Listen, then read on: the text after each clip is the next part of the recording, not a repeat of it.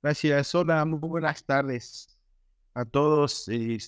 Antes de iniciar, pues quiero dar las gracias al grupo de Huawei por la invitación a este diplomado, que la verdad está bastante interesante y que es algo que ya nos hacía falta, ¿no? Dentro de la medicina veterinaria para pequeños, para grandes. Es algo que ya nos hace falta, es algo que estamos en búsqueda de saber qué es lo que está pasando con este producto, cómo lo podemos utilizar y también romper ese tipo de mala información que tenemos, ¿no? Agradezco mucho también el apoyo del doctor Camilo, que fue quien nos apoyó para dar esta parte del módulo. Y pues bueno, vamos a iniciar esta parte del cannabis para uso medicinal. Y pues es muy importante, ¿no? Conocer qué pasa para estos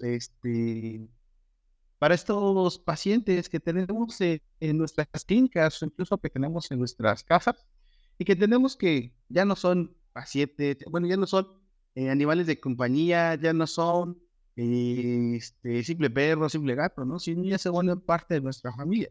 Y como parte de nuestra familia, pues siempre buscamos lo mejor para ellos, ¿no? Pensamos en ellos, buscamos las mejores alternativas, buscamos que tengan una buena salud. ¿Sale? Y para buena salud, pues entendemos que debemos de buscar alternativas para que estén bien, ¿no? Hay muchos medicamentos convencionales, que bien te pueden servir y bien te pueden ayudar, pero también tú puedes agregar otras cosas alternativas que te puedan dar un beneficio mayor. Entendemos que hoy en día no existen protocolos, ¿no? Yo soy profesor de la Universidad de Guanajuato y siempre le digo a mis alumnos, ¿por qué hablamos de protocolos? ¿Por qué hablamos sobre cuadros de vacunación? ¿Por qué hablamos sobre algo estructurado, algo metodológico? Entendemos que bien así nos enseñaron, que decíamos, ¿sabes qué? Tienes que aplicarle tantos miligramos a tanto paciente y por esta vía, ¿no?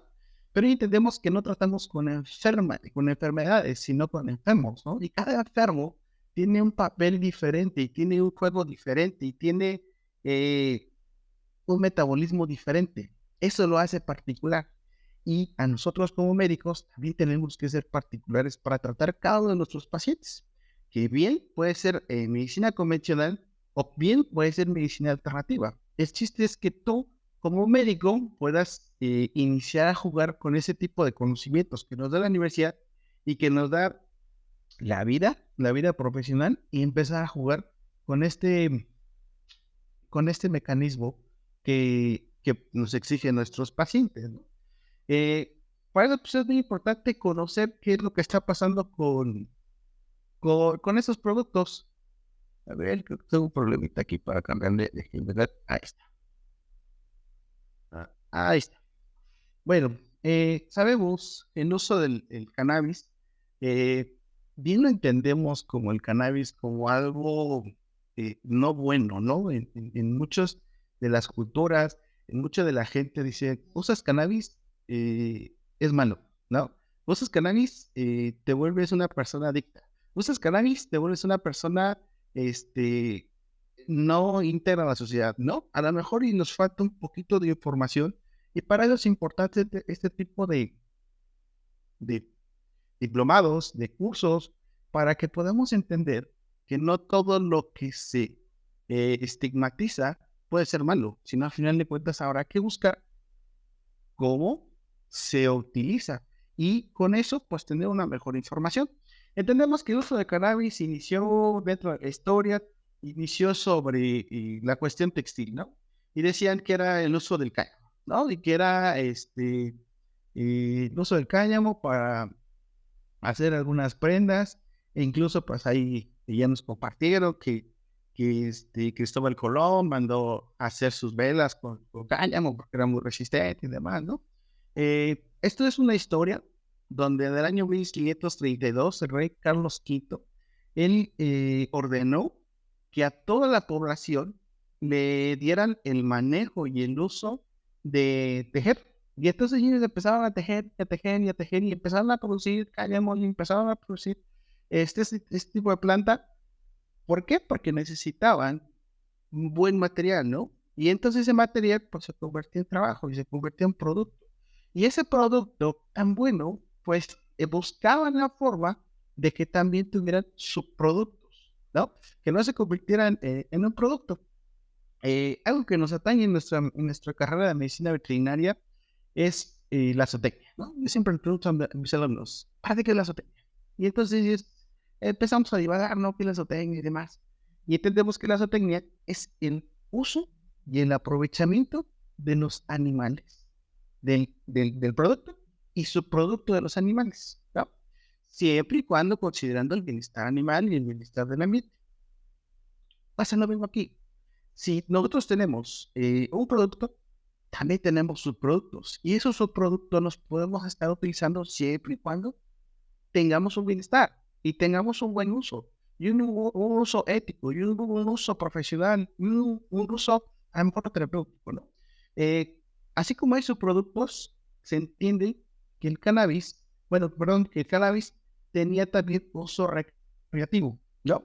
Y esto fue a través de un doctor, el doctor Tous, y él lo que hacía era que iniciaba con los clubes de Hutchins. Y esos clubes de Hutchins era donde juntaban a diferentes grupos, empezaban a consumir este tipo de subproductos y empezaban a tener zonas recreativas. Y que en algún momento se consideraba como bueno, porque al final de cuentas era estar bien, ¿no? Sentirte bien, tener una conformación, estar en un ambiente adecuado, ¿vale? También en algún momento se consideró que eso tenía usos médicos. Y esos usos médicos era porque empezaban a descubrir que a través del consumo de estos productos empezaban a tener una tranquilidad, empezaban a tener mayor apetito, empezaban a tener un manejo hacia las emociones, empezaban a tener muchas cosas. Y eso lo consideraban como un uso medicinal, ¿vale? Eh, Se entiende que esta es una planta milenaria con estigmatización. ¿Y qué entendemos por una planta milenaria? ¿No? Una planta milenaria es como la planta que te puede ayudar hacia algún padecimiento, ¿no?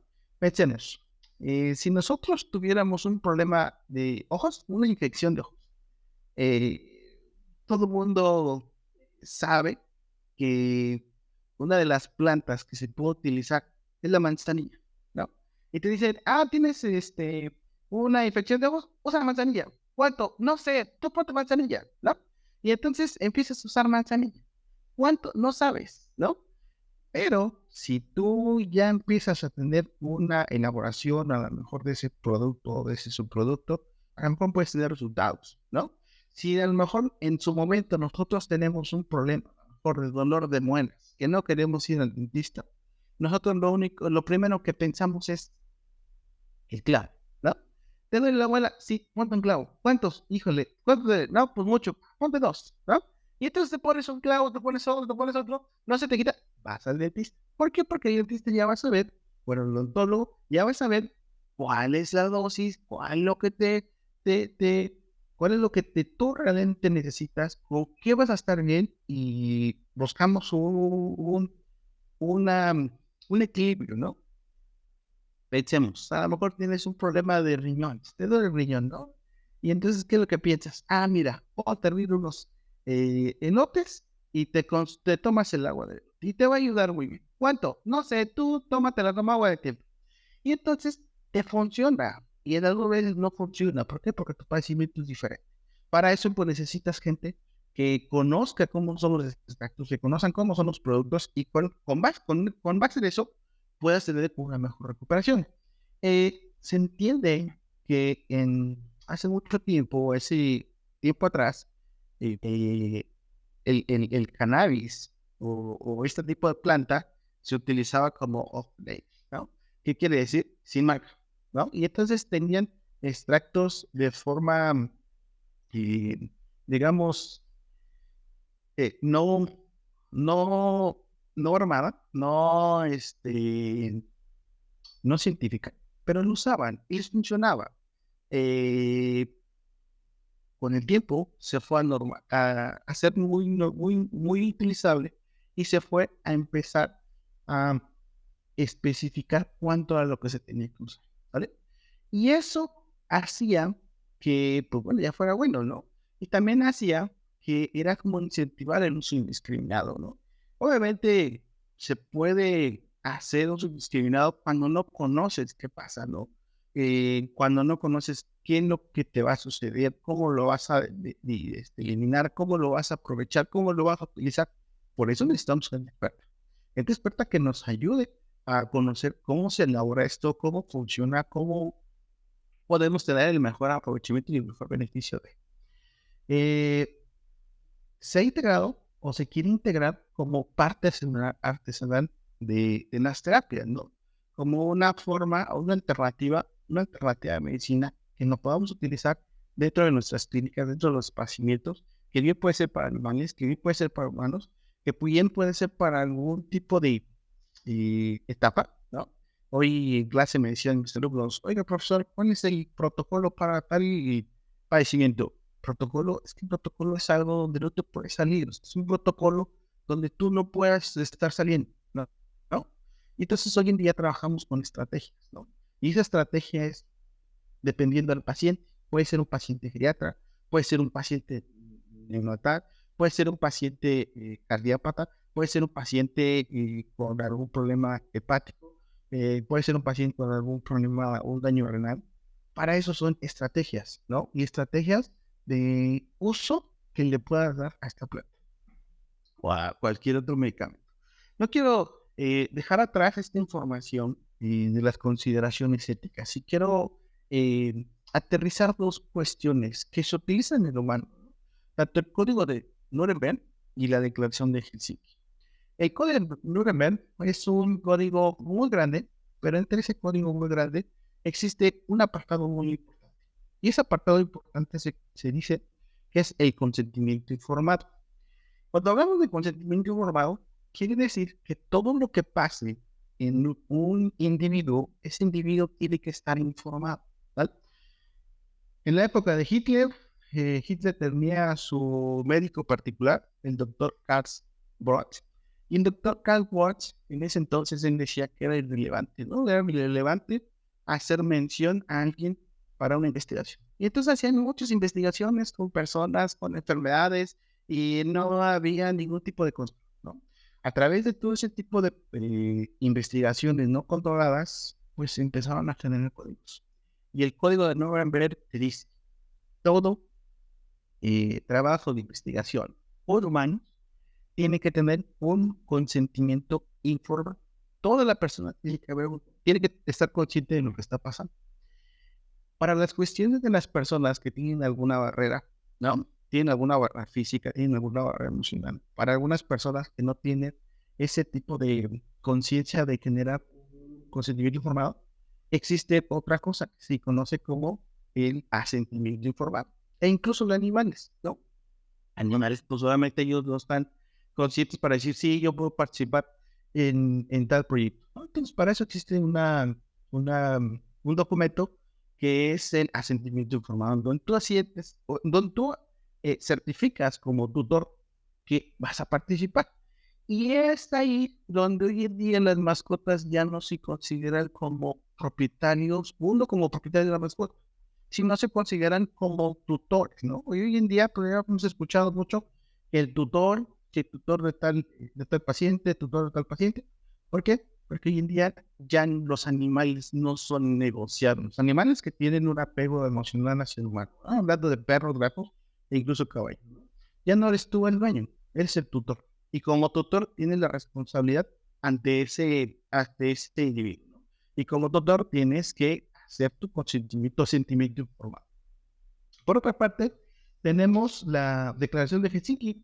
Y eso es algo importante que vamos a tener en cuenta la declaración de Helsinki, porque esta declaración eh, fue hace muchos años, más o menos por ahí, hace muchos años.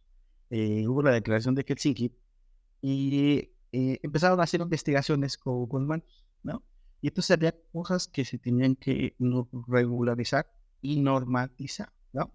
Entonces juntaron diferentes médicos de diferentes países y empezaron a hacer sus tipos de normas tanto básicas como operativas. Y entonces después, cada año, empezaban a juntarse en diferente país para que empezaran a hacer ese tipo de normas para trabajar con humanos. Y esta declaración de Helsinki, dentro de su parte operativa, indica dos cosas importantes. Una, eh, que me llama la atención, que nos llama la atención a los médicos. Una es que todo proceso médico, quirúrgico y farmacológico, antes de llegar a un humano, tiene que pasar por un animal.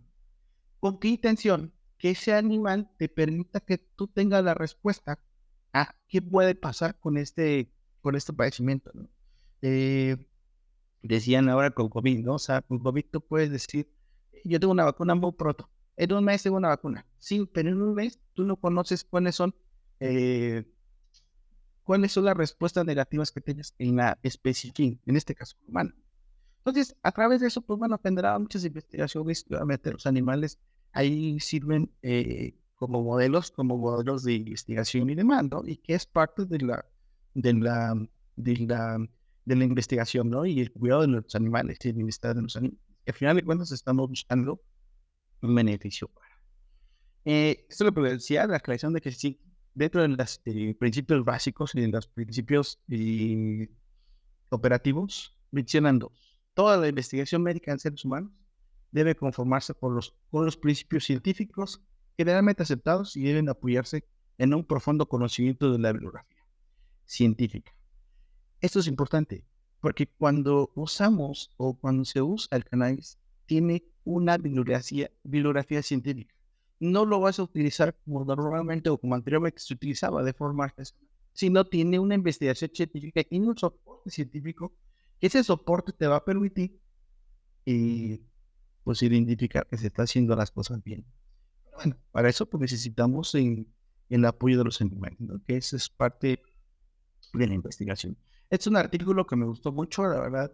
Está en la web, y igual me pidieron aquí la información y vuelvo a tener en base de datos, con mucho gusto lo comparto. Pero este me gustó mucho porque en él habla sobre el cannabis medicinal como recurso terapéutico y un estilo preliminar, donde ellos lo que hicieron fue que investigaron en muchos personas con algún padecimiento y empezaron a promover el cannabis, ¿no? Algunos aceptaron, algunos no aceptaron. Y lo padre de esto es de que se fueron con el nivel terciario de educación, ¿no? A lo mejor algunos personas entienden que el uso de este tipo de medicina alternativas es para gente que a lo mejor no tiene un nivel de educación. No, si tú como investigador, como científico, das una información adecuada, la gente puede estar involucrado, se puede involucrar y puede estar aceptando ese tipo de participación, ¿no?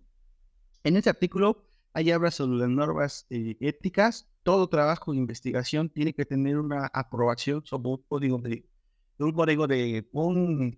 comité de ética.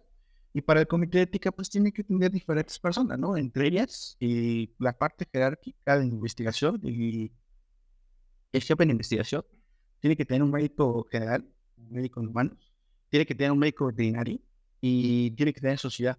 También tiene que tener la parte de social. Entonces, cuando un trabajo que se hace, se elabora, se analiza por un comité. Y ese comité te va a permitir la aprobación. Y ese comité va a evaluar todas las contras, todos los pros y todo lo que pueda dañar o no dañar a, a una especie, ¿no?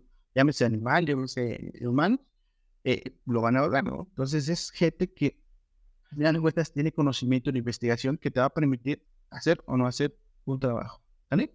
Es un trabajo que también me encontré bastante padre. En él menciona todo el uso o las perspectivas del cannabis. Y aquí me gustó algo muy importante, o resalto algo importante dentro de este artículo, dentro de estos autores. Ellos mencionan que el cannabis no se utiliza porque puede tener como una adicción al uso de drogas, ¿no? Y aquí menciona algunos usos de drogas, ¿no? Por ejemplo, la cocaína, el alcohol, el tabaco. Ojo, el cannabis no es el principal o no es uno de las de los productos que puede generar una adicción. También, por otra parte, se menciona que hay un riesgo de muerte, ¿no? Y entonces el riesgo de muerte igual se habló sobre el cannabis, la cocaína, el alcohol, el tabaco. Y el artículo menciona que el cannabis tiene 0% de riesgo de muerte, ¿vale? Entonces, tiene beneficios y aparte de eso, no hay riesgo de muerte, ¿no? Hay otro tipo de drogas que pueden ser socialmente aceptadas. Tabaco, por ejemplo, ya que vemos aquí que es el mayor porcentaje. El tabaco, pues se utiliza, tiene un uso a lo mejor social, tiene un uso terapéutico, emocional, pero es una droga que al final de cuentas puede tener una acción y que, aparte de eso, te puede generar la muerte. ¿El cannabis te genera un beneficio o lo que maneja las investigaciones te da un beneficio y aparte de eso no tiene un riesgo de muerte? No, según los autores, no mencionan que haya un riesgo a la muerte. Vamos a mencionar algo del cannabis porque yo entiendo que tal vez hay cosas que no llegamos a entender, aunque son muy básicas, ¿no? Y es algo que nos vamos a encontrar con en muchas ocasiones. Y pensamos que todo es una cosa, ¿no? Pensamos que la marihuana es algo malo, ¿no? Pero entendemos que eso es un subproducto, ¿no? Entendamos que el cannabis es una planta herbácea anual, dioica, y esta puede ser que tenga hembra y macho, ¿no? O sea, la planta puede ser hembra y macho y que crece pues separado, ¿no? Y es de la familia de las cannabáceas. Y esa familia pues tiene diferentes subespecies, ¿no? La sativa, que la llaman sativa, y el Enlil viene por la persona que la eh, denominó o la registró, ¿no? En Lenin. Y también viene la índica, y la índica es por el lugar de origen, ¿no? Y también ya tenemos la rubenalis, y la rubenalis, pues bueno, también es una de las variedades o las especies que tiene el cannabis. Entendemos que ese tipo de subespecies o ese tipo de cannabis tiene diferentes productos. Un producto es la marihuana, ¿no? La marihuana, a lo mejor y muchos creemos conocerla, ¿no? Pensamos que sí la conocemos. Y digo pensamos porque a lo mejor la estigmatizamos a mala, ¿no? Y decimos, es que es marihuana, aléjate, eres mala persona, ¿no? Y por eso digo, pensamos que la conocemos. Y pues la marihuana, pues es uno de los subproductos, uno de los productos que son hojas y tallos y flores, ¿no? Se secan y pues bueno, esa es la marihuana, ¿no? Otro producto es el hashish, ¿no? El hashish, una forma de trasladarla o de almacenarla, pues es juntar todo este tipo de productos, tanto hojas y flores, las juntamos y generamos una masa. Y esa masa se llama como resinas. Y esa resina, pues se considera que es el hashish, ¿no? Entre uno y otro, pues tienen diferentes concentraciones de sus productos que tienen cannabis. ¿No? Y también tenemos otro que es el aceite del cannabis. El aceite de cannabis es el extracto del CBD. Este extracto del CBD es un extracto que se obtiene a partir de alcohol, a partir de etanol, ¿sale? Y obviamente estamos obteniendo un tipo de producto que no genera un daño, que no genera una alteración. Al contrario, genera un beneficio y ese beneficio es pues se puede hacer para uso terapéutico en medicina. Este tipo de subespecies tienen diferentes productos y uno de los productos que a nosotros nos interesan o que nos interesan son los fitocannabinoides. Y los fitocannabinoides se dividen en cannabidiol, el CBD, y se dividen en tetrahidrocannabinol, ¿sale? O el THC. Algunos de ellos se consideran que son eh, digamos que son usados como recreativos, que son utilizados como un tipo de efecto receptivo, ¿vale? Pero algunos otros no. no se busca eso, no se busca el efecto terapéutico, ¿no? Entonces, en los animales o en los humanos tienen diferentes tipos de receptores, porque hay receptores para los cannabinoides. Y esos receptores de los cannabinoides, pues bueno, tienen un efecto positivo que nos puede a nosotros eh, ayudar en una terapia alternativa, en una terapia medicinal para un paciente, ¿no? Para un paciente. Los cannabinoides, como les mencionaba, son fitocannabinoides, son endocannabinoides y son cannabinoides sintéticos. Los fitocannabinoides son los extractos que les comentaba hace un momento, ¿no? Los endocannabinoides pues ya son las combinaciones que se van teniendo entre uno u otro, y los cannabinoides sintéticos son concentraciones de algún producto que tenga el cannabinoide para un uso terapéutico, ¿no? Y aquí tienen una tabla que me gustó mucho porque son las diferentes concentraciones que tienen entre los fitocannabinoides, endocannabinoides, cannabinoides sintéticos y para algún tipo de uso diferente, ¿no? Antiinflamatorio, o analgésico, psicoactivo. Entonces, las concentraciones de gente que está especializada y que tiene trabajo científico y que está haciendo este tipo de trabajo para que puedan ser utilizadas en un proceso terapéutico, en una terapia, ¿no? Entonces, cuando hablamos de cannabinoides, hablamos de que atrás de eso hay una investigación científica. Y esa investigación científica viene respaldada para que se pueda utilizar en nuestros pacientes de la clínica, nosotros mismos, ¿no? Como lo mencionabas. Quiero comentar algo que esto viene en las noticias, en redes sociales, encuentran. El caso de una niña, ¿no? Una niña con epilepsia y que se dice que ella tenía epilepsia no recurrente. Eran muchas epilepsias. Y entonces llegó al grado de que esa epilepsia los médicos querían inducirle el coma para que la niña ya no sufriera, ¿no? Al final de cuentas lo que buscamos es que no tengan sufrimiento. Y entonces esa niña querían inducirle al coma. Los médicos decían, ¿sabes qué? Vamos a inducirle el coma. Aquí no se permite la eutanasia o la muerte asistida, no la tenemos, pero sí podemos tener el coma asistido, ¿no? Entonces, dentro de la búsqueda de una alternativa, de algo que funcionara, que no fuera la medicina convencional, utilizaron los productos del cannabis, ¿no? Y con esos productos del cannabis empezaron a ver que la niña empezó a reducir la epilepsia, ¿no? Y de tener 300 epilepsias, tenía una que otra esporádica. Y entonces esto funcionaba. Si yo les menciono la imagen de la niña, pues a lo mejor lo van a entender eh, como una noticia que a lo mejor puede ser verdadera, puede ser falsa, puede ser algo de internet, pero bueno, hay información científica. Y hay un investigador que hizo esto posible, ¿no? Que hizo esto posible, investigar qué pasaba con el efecto de los cannabinoides de esta niña, porque reducen el uso del cannabinoides, porque reducen la epilepsia. eh, es una medicina, es algo que les comentaba, es algo no protocolario, algo que tú tienes que hacer para cada paciente, porque cada paciente es diferente. Esta niña tenía un síndrome que se llama síndrome de Dravet, y ese síndrome de Dravet es una encefalopatía, ¿no? Y encefalopatía, pues bueno, al final de cuentas, los diferentes médicos dicen que la encefalopatía puede tener un tratamiento, ¿no? El problema con esta niña que tuvo un diferente tipo de síndrome, ¿no? Como un tipo mutación. Entonces, eso ya lo hizo diferente. Eso ya lo hizo que ya no fuera protocolar. Eso ya hizo, como dices en medicina, que ya no estuviera en los libros, ¿no?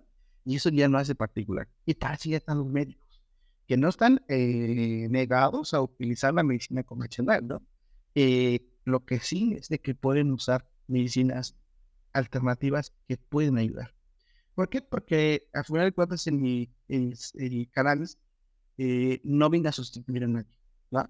Es el que viene a ayudar a que haya una mejoría, ¿vale? Entonces, esta niña, pues es una noticia que se generó en el 2015, bueno, esto fue en Estados Unidos. En el 2015 hay una noticia de otra niña aquí en México, ¿no? Y entonces esta niña también tenía epilepsia. Y esa niña pues también tenía problemas. Y lo que hicieron ellos es someter un juicio. ¿Por qué? Porque ya existe un medicamento que tiene un efecto por este síndrome, ¿no? Y este medicamento ya se comercializa, pero no lo tenemos en México. Entonces, en el 2015 hay una noticia, la pueden googlear ahí, la noticia de una niña aquí en México, donde mencionan que el papá, como alternativa en búsqueda del bien de su hija, sometió un juicio para que este tipo de producto ya ni lo permitiera que se comercializara en México, ¿no? A lo mejor para su hija, que evaluaran el padecimiento de su hija, que evaluaran qué enfermedad tenía y que al final pues, funcionaba, ¿no? Sí llegó, según los reportes y de aquí de México, sí le permitieron, o sea, sí permitieron el ingreso del producto para que pues, lo recibiera la niña, ¿no? Pero yo me pregunto, ¿habrá necesidad de eso? A lo mejor, sí, simplemente habrá que resolver, habrá que hacer investigación y habrá que hacer medicina con más evidencias, ¿no? Medicina con más evidencias, ¿funciona? Sí, sí funciona. Bueno, utilízalo, ¿no? Hay que utilizarlo, ¿no? Entonces, así como yo les decía, como la planta milenaria, la planta que tenía un funcionamiento, la planta que no sabías ni qué pasaba, siempre mencionamos y siempre pensamos, desde luego, ocupa una marihuana, ¿no? ¿Cuánto? No sé, tú, ¿no? Pues no, aún así habrá que hacer una investigación y habrá que identificar el uso terapéutico de cannabinoides para que pueda tener un buen funcionamiento y para que pueda tener un uso terapéutico. Y tratar de ya no estigmatizar este tipo de planta o este tipo de producto que no es malo, sino al contrario, tiene un beneficio. Y ese beneficio habrá que aprovecharlo, ¿no? Y ese beneficio se considera como un nicho de oportunidad de trabajo y un nicho de oportunidad de estar bien. Lo que buscamos es estar bien, ¿no? No buscamos que haya algo malo, ¿no? Sino que buscamos que algo esté bastante bien, ¿no? Entonces, múltiples artículos del uso del cannabinol o el CBD para el manejo de dolor, múltiples trabajos donde te pueden decir funciona, habrá que identificar cuál es la sustancia que tú necesitas, a lo mejor ocupas CBD, a lo mejor ocupas el THC, a lo mejor ocupas un otro derivado, a lo mejor habrá que identificar tu paciente. No somos protocolares. Cada paciente es diferente, cada paciente tiene un tratamiento diferente, cada paciente te va a requerir una especificidad, ¿no? Puede ser en humanos o puede ser en animales, ¿no? Obviamente también decimos que tiene un efecto antitumorales, ¿no? Y este efecto antitumorales es porque tenemos receptores del cannabinoides y estos receptores del cannabinoides van a generar un beneficio. En este caso, según lo que comentan los artículos, según lo que mencionan los artículos, eh, el cannabinoide lo que promueve es una apoptosis, ¿no? Y si bien entendemos ahí en las clases de patología que nos causaban dolor de cabeza, entendemos que la apoptosis es una muerte celular programada, ¿no? Entonces, este tipo de producto con lo que va a hacer es que va a iniciar a generar la apoptosis. Y a lo mejor ya con eso va a hacer que reduzca la migración de células cancerígenas. Y de esa manera puede ser que haya una mejoría, ¿no? Ahora bien, ese tipo de sustancia se utilizaba como una alternativa o como sumarlo a una terapia anti un tumor, ¿no? Y funciona muy bien porque hay muchas sustancias antitumores que generan que haya vómito, que generan que haya un problema digestivo. Y ese tipo de sustancias microorganismos hace un beneficio, ¿no? Reducir el vómito. Y entonces, ¿por qué? Porque al final de cuentas tiene receptores. Y esos receptores del CBD activan a aquellas sustancias que te impidan, que te limiten al vómito, ¿no? Entonces, ¿hay un beneficio? Sí, hay un beneficio. Hay un beneficio también con un proceso antiinflamatorio. Y este proceso antiinflamatorio, ¿por qué? Porque el cannabinoides interrumpe las oxigenasas. Y esas oxigenasas pues van a tener una actividad sobre los procesos inflamatorios. Y entonces esto pues te va a beneficiar, ¿sí? Entonces, habrá que utilizarlo, ¿no? O habrá que probarlo. Habrá que hacer medicina con base en evidencia, ¿no? Entonces, ¿Es bueno? Sí, es bueno. Hay trabajo de investigación, sí hay trabajo de investigación, pero bueno, habrá que eh, hacer medicina a base de evidencia. Con eso me quedo, ¿no? Con la medicina a base de evidencia. Aquí tengo algunos ejemplos de algunos pacientes que nos han llegado y ustedes le pueden decir, ¿se puede ocupar en el cannabis? Sí, ocúpalo. ¿Por qué? Porque el cannabis tiene un efecto antiinflamatorio. Ese paciente que veo que es en la parte de arriba, este pacientito, un pacientito que me llegó ahí con unas lesiones, eh, esas lesiones pues fueron provocadas a través de algún objeto este, que le genera un daño. Y pues bueno, tenía estas lesiones, ¿no? Entonces, de no su medicina convencional, su medicina eh, oportuna. Y aún a eso, vamos a ver. ¿Por qué? Porque sí funcionan, porque tienen un efecto inflamatorio, tienen un efecto que no va a quitar dolor. ¿En este paciente hay dolor? Sí, sí hay dolor. Bueno, ¿en este paciente hay inflamación? Sí, sí hay inflamación. ¿Vale? ¿Por qué? Porque al final de cuentas tiene el receptor, ¿no? Y entonces no vas a limitar, pero sí lo vas a sumar. O a veces como aquí la tenemos en la clínica, este paciente, un paciente con hemangiosarcoma, y el hemangiosarcoma, pues obviamente tenía dolor, ¿no? Ocupamos los canales, sí, ocupamos los canales. Sí, sí, beneficio, sí, sí, hay beneficio, ¿no? Es otro pacientito, un pacientito que de pequeño lo atropellaron, eh, y pues obviamente no lo, no le dieron tratamiento quirúrgico. Y obviamente osificó de esa manera, y pues obviamente así caminaba, ¿no? Al final de cuentas, los perros tienen un umbral de dolor muy elevado y que ellos se van a mover por la especie. Entonces, así quedó ese perro. Entonces, ¿ocupas cabello? Sí, ocupas. ¿Le va a quitar el dolor? Sí, sí, sí, sí. Lo ideal sería hacer una corrección quirúrgica, hacer una evaluación, hacer un tratamiento, pero como ya terapia, lo puedes decir, no, no hay por qué no utilizarlo, ¿no? Habrá que evaluar al paciente, habrá que evaluar si lo acepta o no acepta. Y una vez que lo hablamos, pues ya lo utilizamos, ¿no? Ya eh, lo colocamos como un arsenal en su terapia. Ese es otro producto, bueno, es otro artículo que me gustó mucho, donde habla sobre la terapia de cabañas en animales, que bien hablamos al principio sobre las consideraciones éticas, que nos dice que antes de pasar con un humano, pues de preferencia tiene que pasar por un animal. Entonces, eh, muchos de los productos de cannabis pasan primero por los animales y los animales conocen qué está sucediendo con ellos, qué efectos tienen, qué efectos negativos, positivos, cuáles son las complicaciones. Y al final de cuentas, hay que escribir que también los animales son parte importante para el uso de investigación en diferentes fármacos, ¿no? Entonces, funciona bien, sí. Aquí este artículo habla bastante bien que es un producto que se utiliza en los animales y que tiene un buen funcionamiento, ¿no? Aquí hay otro artículo donde me gustó mucho, ¿no? Porque habla sobre la analgesia y la mecánica. ¿Y qué pasa? Es algo como importante porque hay veces que hacen cirugía y se olvida de la analgesia, ¿no? Entonces, yo, bueno, es una cirugía bastante protocolaria, bastante técnica, o sea, a lo mejor una castración. Y pues bueno, siguen los protocolos de cirugía y eso ya no ocupas más tratamiento, ¿no? No ocupas analgesia. ¿Por qué no? ¿Por qué no ocupas analgesia?